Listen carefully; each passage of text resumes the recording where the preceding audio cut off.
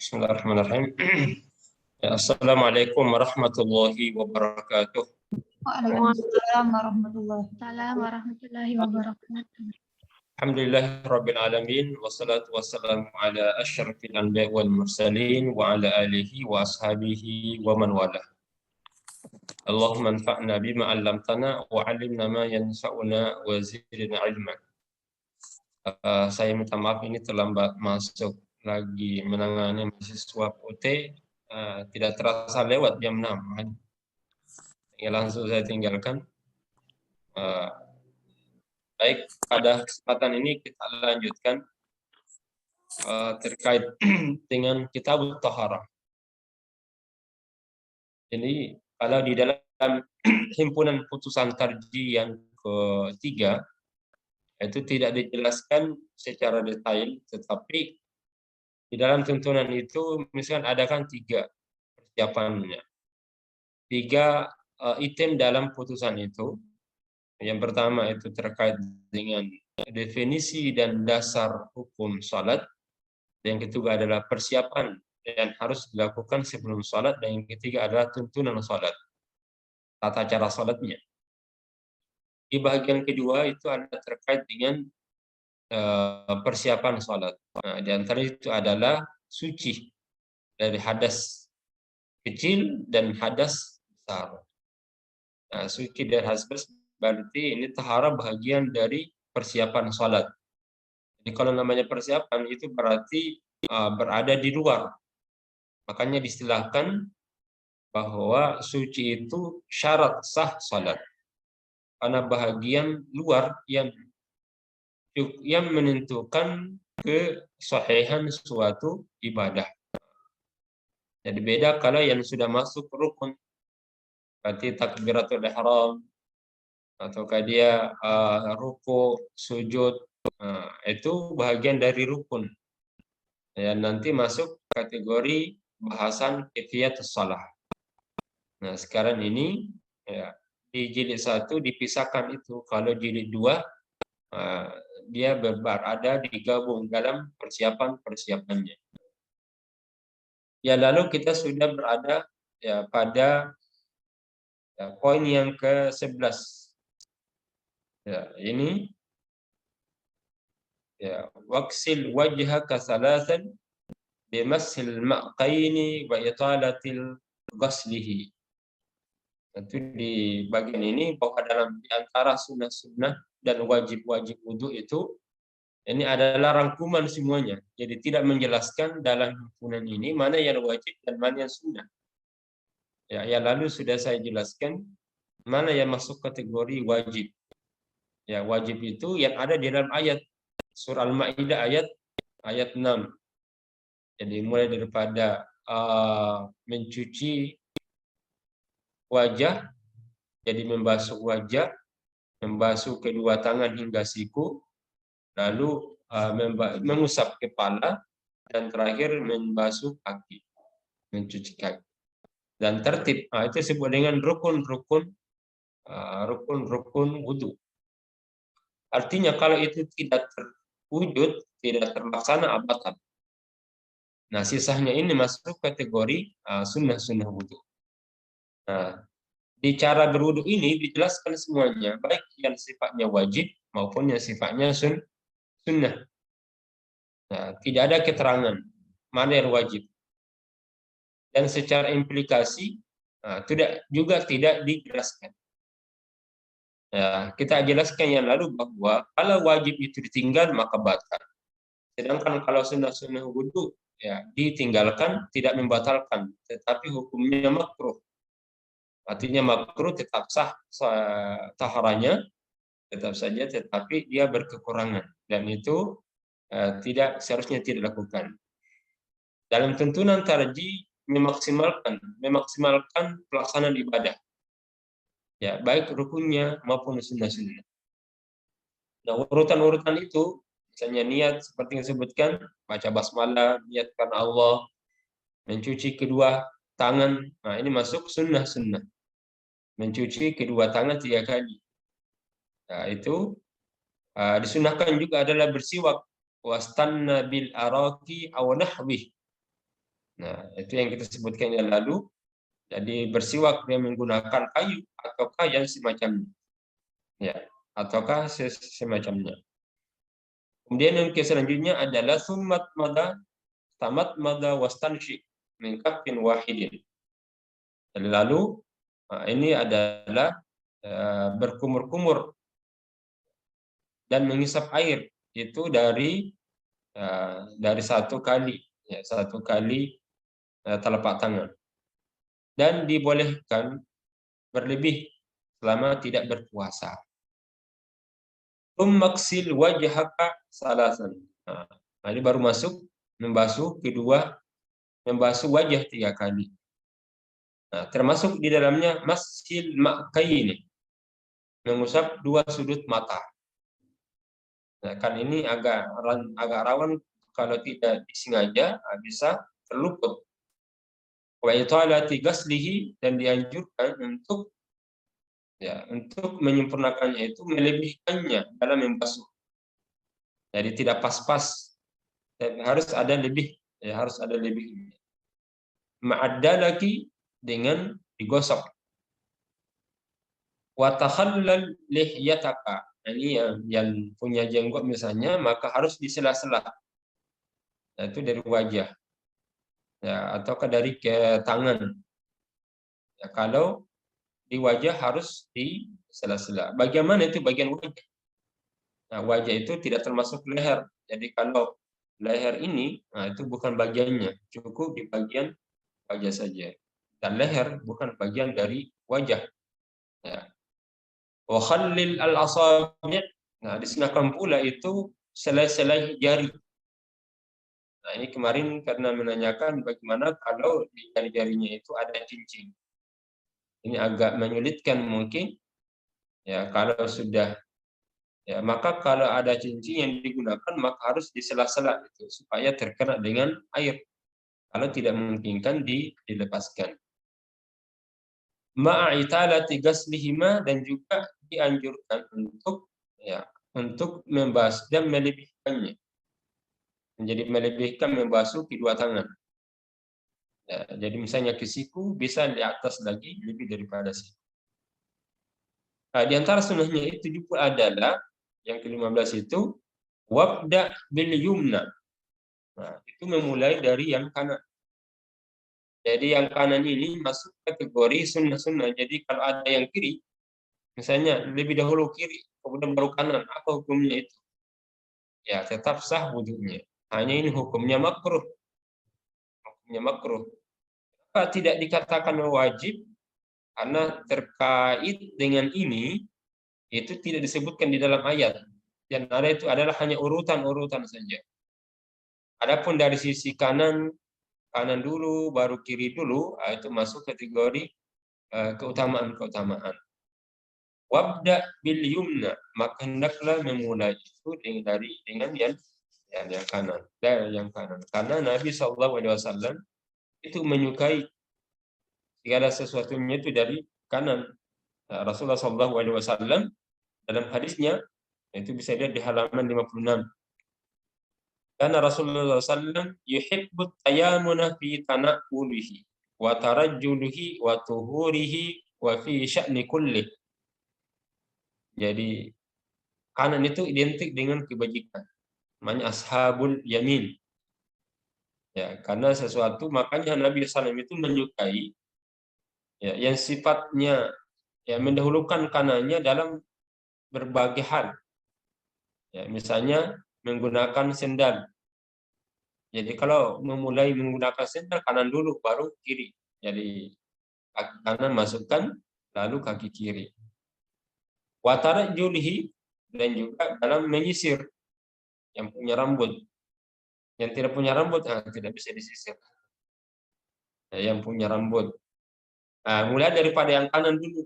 Pada dia kiping 2, berkepang 2. Kanan dulu, baru ke kiri. Nah, sebelah kirinya. Wa tuhurihi, dan juga dalam bersuci. Ya, dalam bersuci memulai dari yang kanan. Nah, diantaranya berwudu. Sama kalau mandi juga dimulai daripada kalau misalnya tidak memungkinkan satu kali, nah mulai daripada yang kanan. Wa fi sya'nihi kullihi, dan dalam segala halnya itu diawali dengan yang kanan. Jadi dalam hal yang baik, masuk ke rumah kaki kanan, masuk masjid juga kaki kanan, menggunakan pakaian mulai yang kanan. Nah, ini menjadi ashabul yamin. Samalah juga dalam bersuci, berwudu dimulai daripada yang kanan. Tsumma msah bi ra'sika. Nah, kemudian yang kedua adalah imsah bi ra'sik.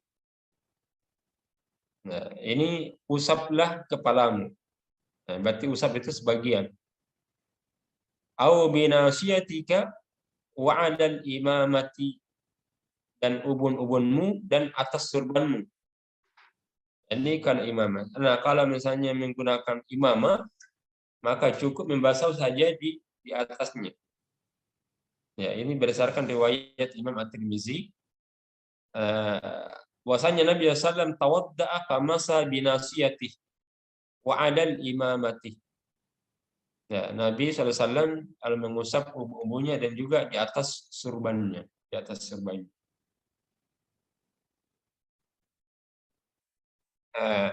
Nah, bagaimana cara yang sempurna dalam berwudu itu? Bi imraril yadaini min muqaddimati ilal qafa. Nah, itu dengan cara menjalankan kedua telapak tangan, jadi dua telapak tangan, tidak satu. Jadi menjalankan kedua. Jadi berarti bukan satu, tapi dua. Dengan menjalankan kedua telapak tangan dari ujung muka, kepala hingga tengkuk sampai ke belakang, dan dikembalikan lagi pada permulaannya. Ya. Jadi tidak hanya sekedar di depannya saja, tapi harus di belakang, kemudian ke depan lagi. Summa imsah al-udhunaini, kemudian usaplah kedua telingamu sebelah luarnya. Ya. Dua ibu jari dan sebelahnya dalamnya dengan kedua telunjuk. Summa imsah udhunaini zahirahuma. Ya, bil ibhamain. Jadi kalau bagian luar itu adalah ibu jari, wa batinahuma bisabbahataini. Maka untuk bagian luarnya itu dengan dalamnya menggunakan kedua telunjuk. Sabbah. Sabbah itu kan dari kata tasbih. Ya, karena pada saat kita bertasyahud, kita menggunakan doa itu dengan menggunakan jari telunjuk. Jadi makanya bisabbah artinya jari yang biasa digunakan bertasbih. Tanya subhanallah, alhamdulillah, ataukah ketika bertasyahud menggunakan jari telunjuk. Jari telunjuk itu biasa dinamakan dengan sabbaha. Jadi sabbahatu karena biasa digunakan untuk bertasyahud dan juga bertasbih. Misalnya kita menghitung subhanallah, subhanallah, subhanallah. Nah, biasanya jari telunjuk ini biasa digunakan. Sabbaha. Nah, itu cara mencuci kedua telinga. Jadi kalau sebelah luar itu ibu jari, sebelah dalamnya adalah kedua telunjuk. Summaksil laika ma'al ka'bain, rijlaika ma'al ka'bain. Kalau basuhlah kedua kakimu itu beserta kedua mata kaki, ma'al ka'bain. Biddalaki salasan, dengan digosok 3 kali. Berarti cukup sampai mata kaki. Kalau mungkin ada lebih boleh sedikit. Tapi tidak boleh berlebihan sampai ke atas. Karena kelebihannya. Jadi kaki dan kedua mata biddalak dengan digosok. Kenapa mesti digosok? Karena Nabi pernah mengancam. Jadi kalau ada dari anggota wudu itu tidak terkena dengan air, maka diancam wailul lil aqabi minan nar. Nerakalah wail bagi orang yang berwudu lalu tidak kena oleh tumitnya. Ya. Nah, dari mana kita mulai? Tumit kaki kanan dulu, baru kaki kiri seperti dalam hadis. Tsumma ghasala rijlahul yumna ilal ka'baini tsumma yusra misla dzalika. Jadi caranya bukan satu kali siram. Ya. Tapi mulai dulu kanan dulu. Kan biasanya misalnya duduk, kakinya dipasang di depan keran 2. Jadi kaki kiri kanan dibasuh satu kali. Nah, itu tidak sunnah. Ya sunnahnya satu persatu dulu. Karena sahabat menyatakan, "Tsumma ghasala rijlahul yumna ilal ka'baini." Lalu Nabi mencuci kedua kaki, satu kakinya, kaki kanannya, sampai ke mata kaki, tsumma yusra. Kemudian, itu baru. Kemudian sebelah kirinya. Sama. Dari sampai ke mata kaki juga.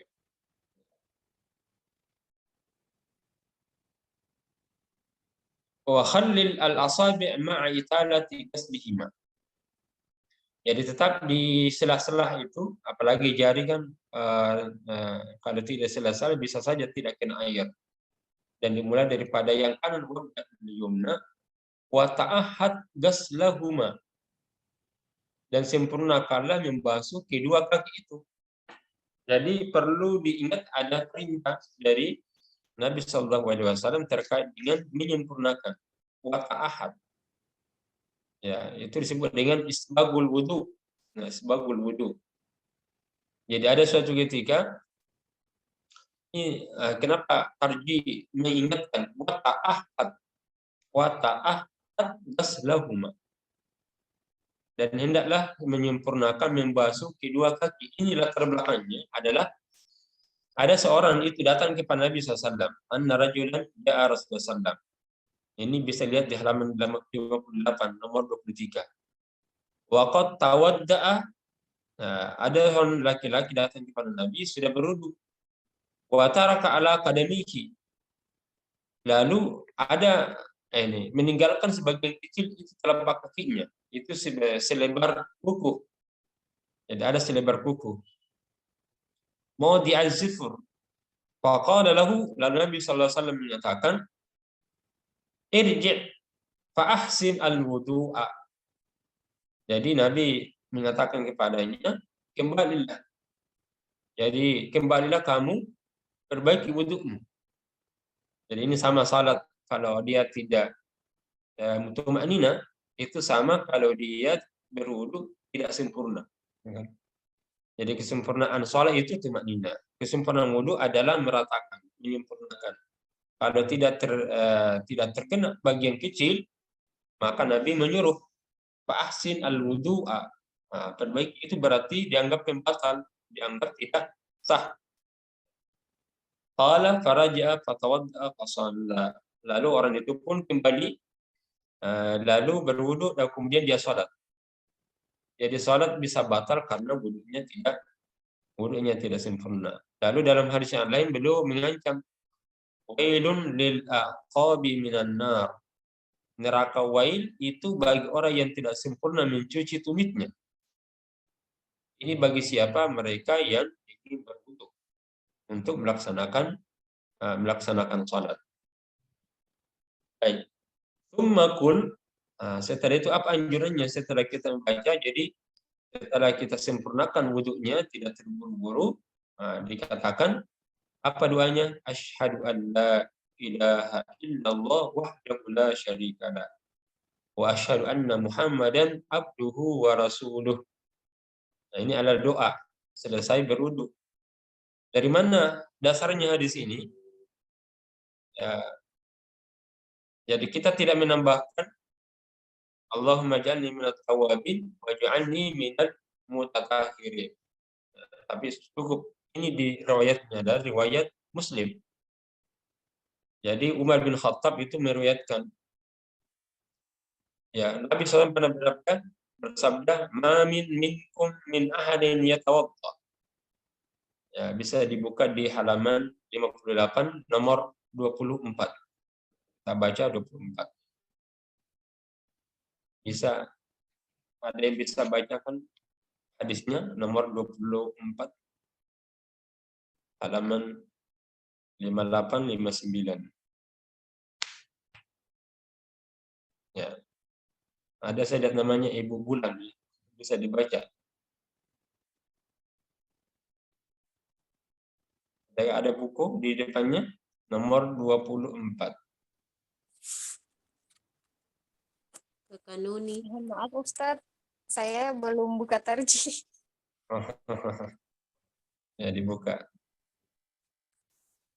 baru buka linknya soalnya Pak Ustadz. Ya, di halaman 58 Mulai dari mana Ustaz? Mulai nomor 24. 5, Nomor mulai 5 ya. halaman 58 paling bawah sekali itu dalam kurun 24.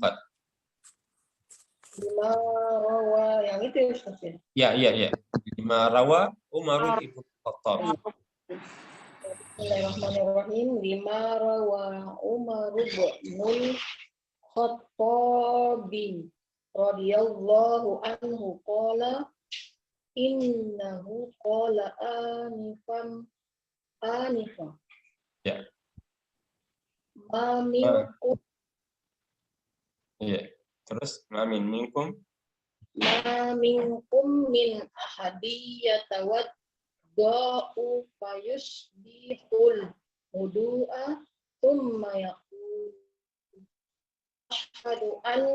ashhadu an la ilaha illallah wahdahu la syarika lahu wa ashhadu anna muhammadan abduhu wa rasuluhu illa futihat lahu abwabul jannatis samaniyah yadkhulu min ayyiha ya. Ini di doa, dalil yang menunjukkan bacaan doa terakhir. Jadi di antara sunnah-sunnah wudu itu adalah berdoa setelah berwudu. Apa dasarnya? Ya, beda kalau tayamum. Tayamum itu tidak ada wudunya. Karena tidak ada hadis yang menunjukkan Nabi berdoa setelah bertayamum. Yang adalah setelah berwudu. Itu riwayat Umar bin Khattab. Jadi Umar bin Khattab beliau bahwa dia telah berkata, Nabi SAW itu tadi pernah bersabda, "Ma minkum." Jadi tidak ada seorang dari kamu min ahadin.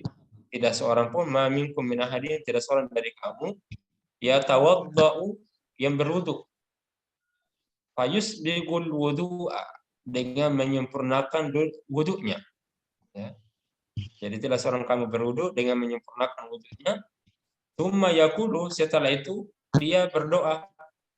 Jadi kalau sudah disempurnakan wudunya dari pertama seperti yang kita sebutkan, awali dengan basmalah, tentu dengan ada niat, lalu disempurnakan mencuci kedua tangan hingga kaki dengan sempurna, dengan digosok dan menyentuh semua air ke pori-pori kita. Lalu berdoa kata Nabi SAW. Lalu dia mengatakan dan mengucapkan, Asyhadu an la ilaha illallah wahdahu la syarikalah. Jadi saya bersaksi bahwa tiada Tuhan yang berhak disembah kecuali Allah semata, tidak ada sekutu baginya, wa asyhadu anna Muhammadan abduhu wa rasuluh, dan menyatakan bahwa Muhammad itu hamba dan utusannya. Nah, doa ini kalau dibaca setelah menyempurnakan wudu, apa keistimewaannya? Illa futihat lahul abwabul jannat samaniyah. Melainkan akan dibukakan baginya ya pintu-pintu surga yang 8. Jadi kan surga itu ada 8 pintu. Jadi pintu 1, 2, 3. Ya. Nah, ada 8 pintunya. Tapi orang yang berwudu dengan baik dan sempurna lalu diakhiri dengan doa, maka dialah nanti pada hari kiamat ini akan dibukakan baginya ya, bisa masuk surga dari pintu mana saja yang ia kehendaki. Ya, ini yang mungkin kita istilahkan amal sederhana tetapi luar biasa keistimewaannya. Luar biasa penghargaannya Allah yang Allah berikan kepada kita. Padahal ini kan berwudu, bersuci, belum salat. Nah, tapi kenapa dengan berwudu sempurna lalu berdoa sudah cukup memberikan keistimewaan dan keutamaan? Karena pada prinsipnya bahwa orang yang bersuci dengan baik, dengan sempurna dan baca itu punya kesiapan yang besar, ya, kesiapan yang luar biasa untuk bisa bermunajat dengan Allah, bertemu dengan Allah Subhanahu wa Ta'ala. Itu berarti harapannya, berharap dengan Allah sangat besar. Karena hanya orang yang bersiap sajalah yang hanya orang yang berharap besar saja kepada Allah yang itu punya persiapan. Ya, biasanya kalau harapannya kepada Allah biasa-biasa saja, nah, itu biasanya ya sholatnya juga biasa-biasa, wudunya juga biasa-biasa. Tapi kalau dia berharap besar kepada Allah, adanya harapan, adanya kemanfaatan, biasanya sangat-sangat siap untuk bisa bertemu lagi dengan Allah. Maka dia persiapkan dirinya. Nah, persiapan diri inilah yang Allah hargai tadi. Yang Allah hargai. Nah, karena persiapannya yang cukup, penghargaannya Allah, tadi dipersilahkan untuk masuk surga dari 8 pintu yang ia sukai. Nah, oleh karena itu dalam kehidupan kita ini, ya biasa kalau kita sampaikan, ya kapan kita berharap banyak kepada orang, itu biasanya Allah akan berikan terbatas. Ya, jadi siapa yang terlalu berharap banyak kepada orang, itu biasanya Allah pun akan membatasi pemberiannya. Tapi kalau kita tidak berharap, maka Allah tidak akan membatasi pemberiannya. Karena itu bukti sangat loyal, sangat ikhlas betul dia berbuat baik. Maka dalam amalan ini, puncak amalan itu adalah saat kita tidak dipengaruhi oleh balasan-balasan yang tampak, misalnya duniawi ataukah pemberian orang, balasan orang, ya balasan orang. Tapi ibadah yang tertinggi itu seperti tadi tidak ada pengaruh-pengaruhnya dari dunia luar. Satu saja, jadi berharap kepada Allah Subhanahu wa Ta'ala. Makanya orang yang makan riba itu biasanya tidak berkah. Orang yang makan riba karena ya dia berharap banyak dari bantuannya dengan kelebihan walaupun sedikit. Apa contoh riba misalnya? Contoh riba itu kalau minjam duit, ya lalu dikembalikan lebih, ya memberikan pinjaman 1 juta, kembali 1.200.000.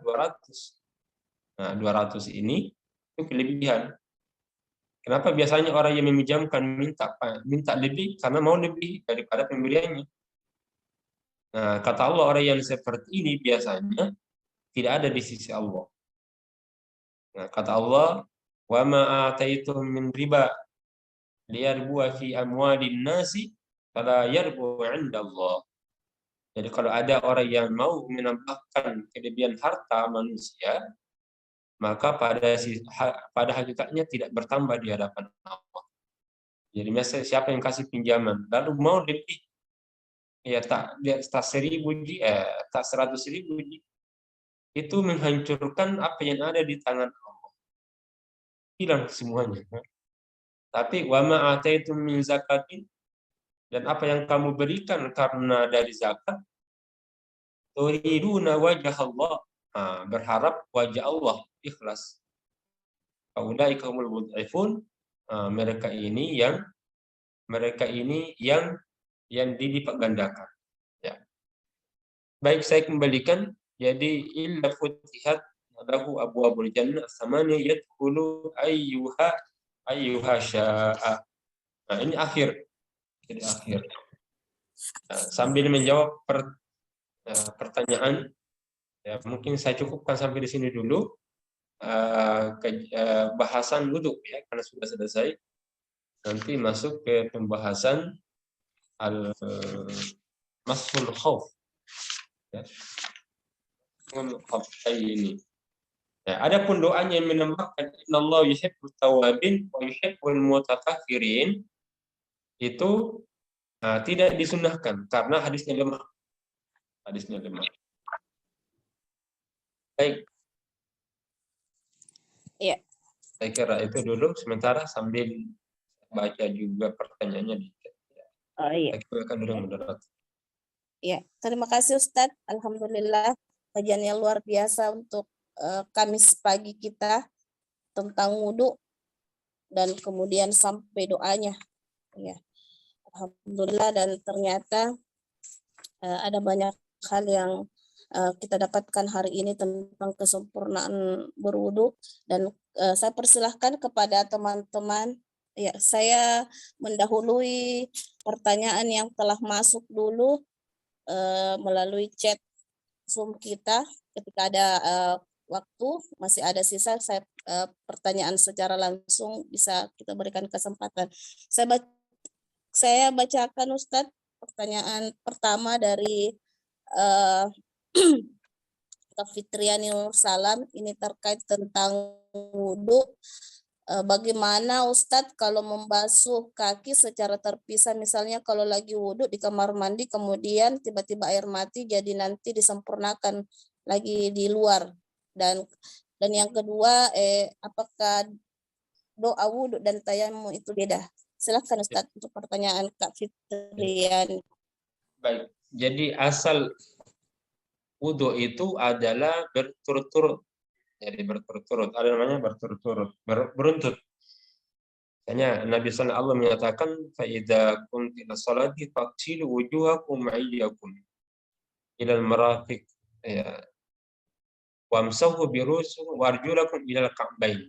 Jadi kelima itu beruntut dari kepala terus ke bawah. Jadi beruntut dan beruntut. Sehingga kalau sengaja diberhentikan itu hukumnya makruh. Tapi kalau memang seperti ini keadaannya, sementara berwudu di kamar mandi, lalu habis airnya, tiba-tiba mati lampu, atau kehabisan di atas tandong, nah, itu disempurnakan, boleh di luar saja. Maka bisa langkah keluar, ya cuci kaki, ya apakah menyempurnakan. Yang penting tidak melakukan kegiatan yang lain. Misalnya kalau dulu, kemudian keluar sambil ngopi-ngopi dulu, baru kaki. Nah, ini batal bisa. Jadi kalau misalnya keluar langsung cuci kaki. Nah, jadi tidak diantarai dengan kegiatan yang lain. Nah, misalnya makan-makan dulu, baru cuci kaki. Nah, tidak. Boleh saja. Kan itu dalam kondisi darurat. Tidak perlu mengulangi lagi dari awal dulu. Ya. Tapi kalau mungkin terlalu jauh dari rumahnya, kemudian nanti ke masjid, di masjid baru dapat air, nah, sebaiknya itu diulangi saja. Karena sudah ada kegiatan yang lain, ya aktivitas lainnya. Jadi selama tidak ada kegiatan yang lain saja yang memutus itu, maka boleh saja. Kalau hanya melangkah untuk mencari air di luar kamar mandi. Baik. Kemudian ada pun doa, jadi tidak sama. Bahkan tidak ada memang doanya kalau bertayamum. Jadi doa wudu itu seperti hadis yang kita baca tadi. Doanya ada doa setelah wudu. Sedangkan tayamum itu tidak ada doanya sama sekali. Cukup berniat, berzikir, basmalah, lalu mencuci, menempelkan kedua telapak tangan di atas tanah, lalu diucapkan ke wajah dan kedua telapak tangan. Selesai, tidak ada doanya. Itu untuk berwudu, bertayamum. Ya. Baik, selanjutnya.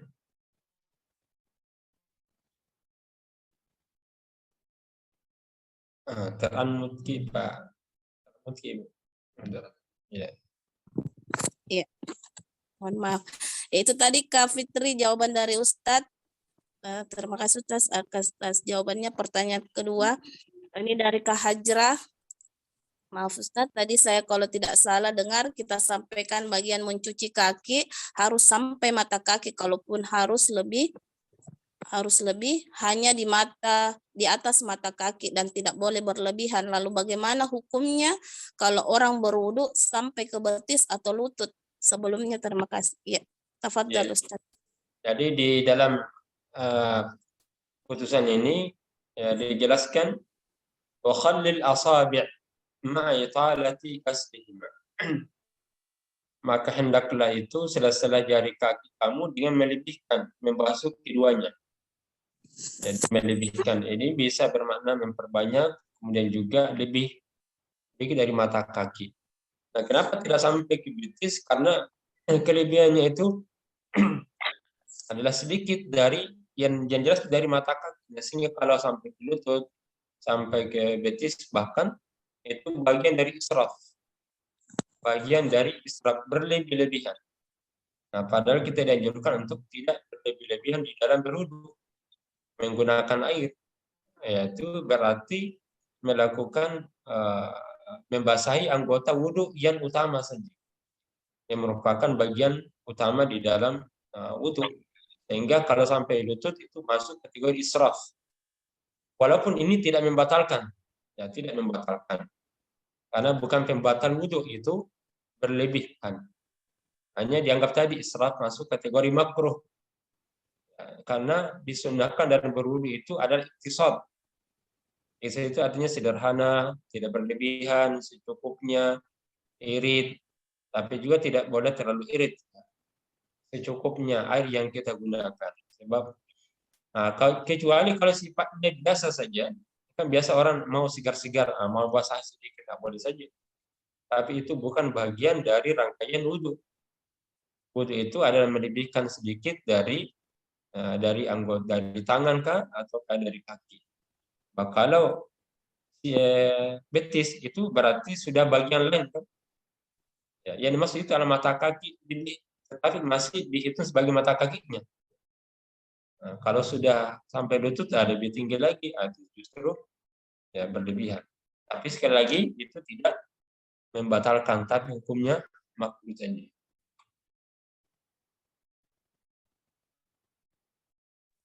Iya, itu tadi Kak Hajrah jawaban dari Ustadz. Lanjut Ustadz, pertanyaan ketiga kita masih punya waktu 21 menit ke depan.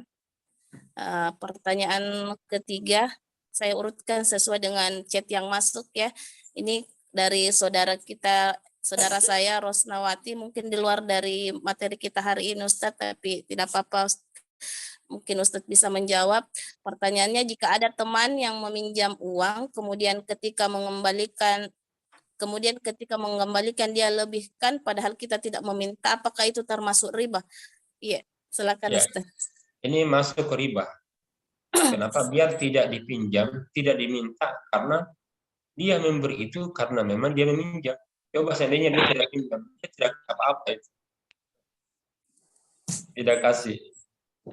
Jadi kelebihan dari pinjaman itu, itulah disebut dengan riba. Namanya riba. Jadi kullu qardin jarra manfa'a fahuwa riba. Jadi setiap pinjam meminjam, ini transaksi pinjam meminjam yang lebih itu bagian daripada riba. Walaupun dia tidak minta, karena kenapa? Pemberian itu sebenarnya akibat dari apa? Dari transaksi pinjam meminjam. Nah, seandainya dia tidak pinjam, dia tidak meminjam, otomatis dia tidak akan membagikan hadiahnya itu. Nah, jadi kalau mau ngasih nanti alami dan normal keadaan. Nah, beri kami kasih mie ubi kayu kah, kalau ubi jalar kah, atau kasarak bah, cocok. Ya. Iya, itu Ustadz, sedikit mungkin sebelum lanjut. Jadi kalau misalnya Ustadz pada hari yang bersamaan tetapi membedakan, saya mengembalikan utang, kemudian saya mengatakan ini hadiah, bukan jika apa Ustadz? Iya. Kalau apa tadi? Ketika memberikan lebih yang bersamaan, tapi tanpa mengucapkan sebenarnya Ustadz. Ya, masuk itu. Kalau misalnya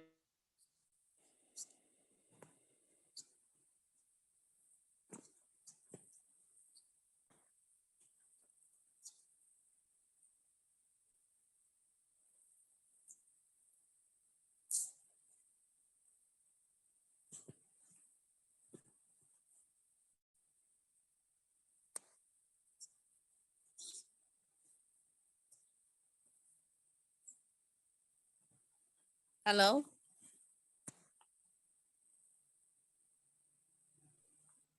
Jaringannya Ustaz. Iya, jaringannya mungkin Ustaz. Dek. Mut Ustaz. Ya, putus.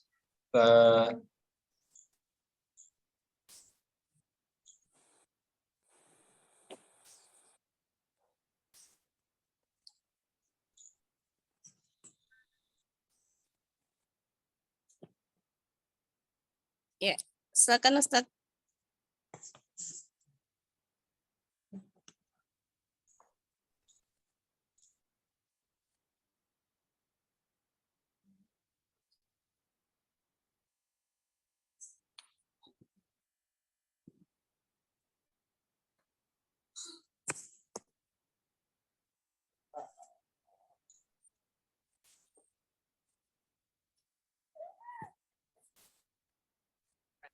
Ya, lanjut.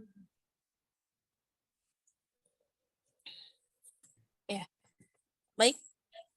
Lanjut pertanyaan keempat Ustaz, saya bacakan. Ya. Iya, ini pertanyaan dari saudara saya berikutnya, Kak Marlina Lina, tentang menjaga wudhu. Apakah boleh seorang perempuan menjaga wudhu padahal dia sedang keputihan, Ustadz? Ya, jadi Iya.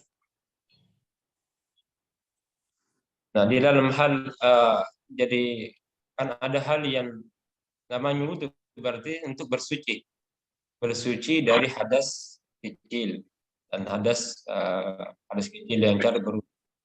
Nah, kalau misalnya saja ada orang yang berhalangan, apalagi misalnya haid atau keputihan, dan dia mau menjaga, tidak mengapa. Tapi itu hanya sekedar untuk berwudhu untuk saat tertentu saja.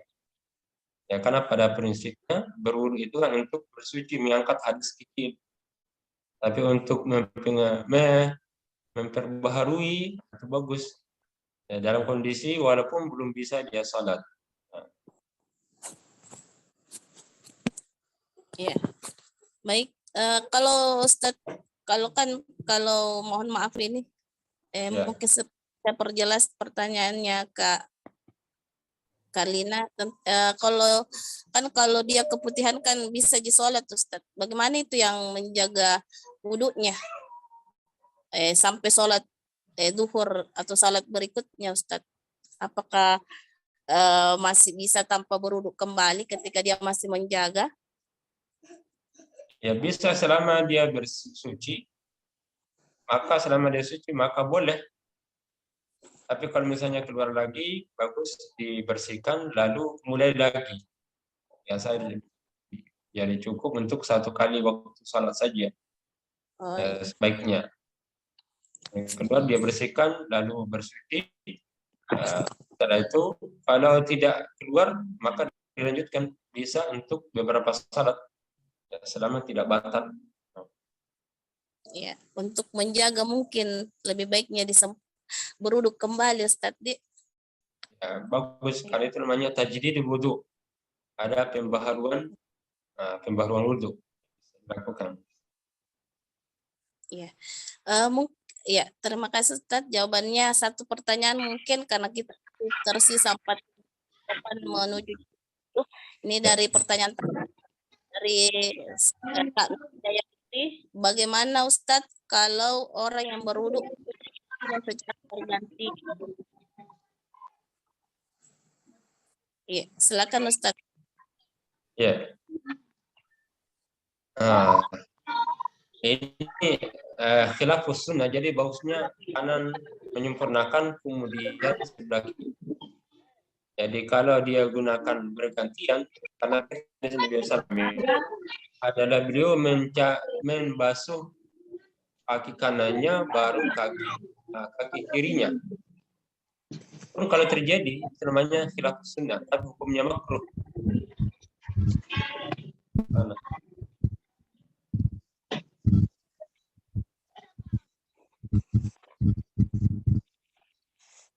Jadi hukumnya makruh tapi tetap sah. Tapi ini tidak disukai karena bergantian. Selesaikan saja satu kali, lalu ke kaki yang lainnya.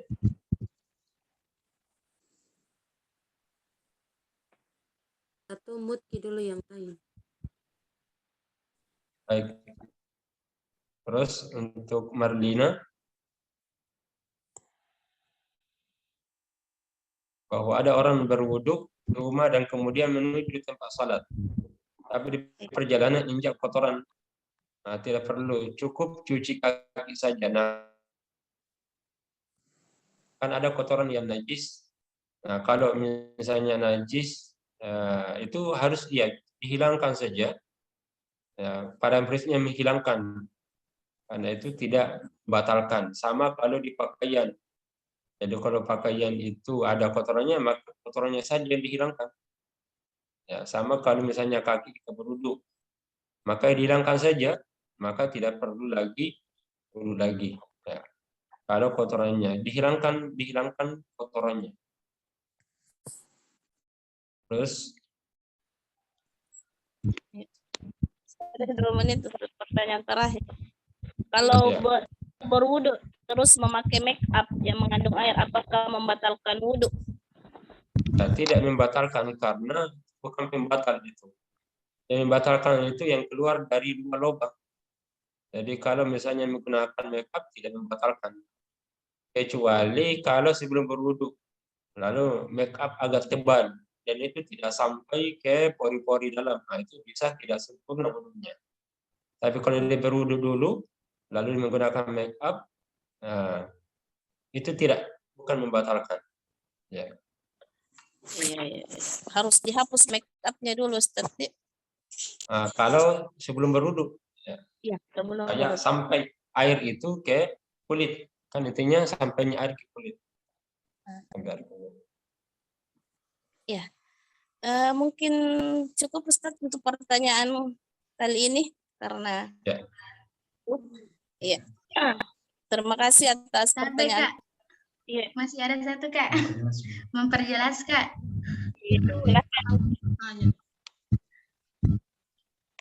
Silakan Kika.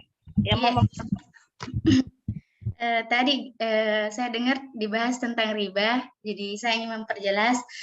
Kan yang dikatakan riba itu adalah barang yang sejenis, misalnya uang sama uang, atau perak sama perak, gandum sama gandum. Kalau misalnya ada orang yang meminjam, tapi dia mengembalikan bukan dalam bentuk uang, tapi barang yang tidak sejenis, misalnya hadiahnya adalah anggaplah barang-barang yang lain, tapi tidak sejenis. Apakah itu termasuk riba, Ustaz? Syukran. Jadi dihitung kalau pengembaliannya itu seharga, ya sesuai harga dari barang. Jadi sesuai dengan harga. Jadi kalau harganya di layaknya barangnya, maka boleh. Tapi kalau ternyata misalnya sengaja ada kelebihannya, misalnya sudah tepat harganya 50.000, lalu ada hadiah lagi yang lain, nah itu dianggap kelebihan itu masuk riba. Jadi kelebihan dari yang dasar. Jadi maksudnya kalau bukan sejenis, misalnya ada jenis barang, tapi ada jenis barang lagi yang lain, masuk kategori hadiah. Kelebihannya ini dianggap riba karena tidak menyatu dengan barang yang pertama. Tapi kalau dia menyatu, maka tidak mengapa. Jadi dia tidak dipisahkan. Tapi kalau dia dipisah, itu berarti bagian lebih. Ya. Nah. dari hasil kesepakatan bersama Ustaz, pertukaran utangnya. Yang penting yang penting bisa.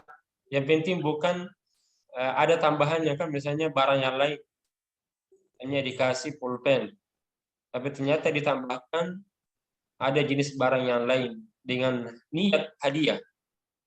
Dengan niat hadiah ini bagian dari pemberian hasil pinjaman. Maka jangan.